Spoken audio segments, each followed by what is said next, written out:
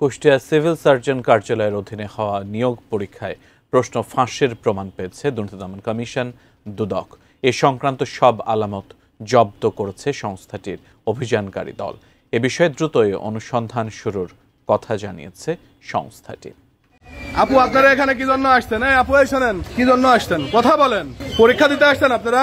শুক্রবার সারা দেশের গণমাধ্যমে আলোচিত ছিল কুষ্টিয়া সিভিল সার্জন অফিসের অধীনে হওয়া একটি নিয়োগ পরীক্ষা। বেশ কয়েকজন চাকরি প্রার্থী শুক্রবার দিবাগত গভীর রাত ও পরের দিন শুক্রবার ভোরে একটি বাড়ির সামনে জড়ো হন। সেখানে তাদের প্রশ্ন সরবরাহ করে পরীক্ষা নেওয়া হয়। ধাক্কা মারছেন কেন? দাঁড়ান দাঁড়ান দাঁড়ান। এখানে কি জন্য আসছেন? এখানে কি জন্য আসছেন? ধর। গণমাধ্যমে প্রচারিত সংবাদে বলা হয় ওই বাড়িটি কুষ্টিয়া জেনারেল হাসপাতালের আবাসিক চিকিৎসক হোসেন ইমামের। একই ব্যক্তির পরিচালিত হাসপাতাল ও ডায়াগনস্টিক সেন্টারেও নেওয়া হয় নিয়োগ পরীক্ষা। স্বাস্থ্য সহকারী নিয়োগের সেই পরীক্ষায় অনিয়মের সংবাদে কুষ্টিয়া সিভিল সার্জন কার্যালয়ে অভিযান চালায় দুর্নীতি দমন কমিশন। তারা ওখানে পরীক্ষা দিয়েছে। এই ধরনের একটা অভিযানের প্রেক্ষিতে ওখানে গণমাধ্যম কর্মীরাও জড়ো হয়েছিল, আমরা দেখছি সবাই গণমাধ্যমে। তার প্রেক্ষিতে গতকাল এবং তার আগের দিন দুর্নীতি দমন কমিশন কুষ্টিয়া সম্মিলিত জেলা কার্যালয়ে অভিযান পরিচালনা করছে।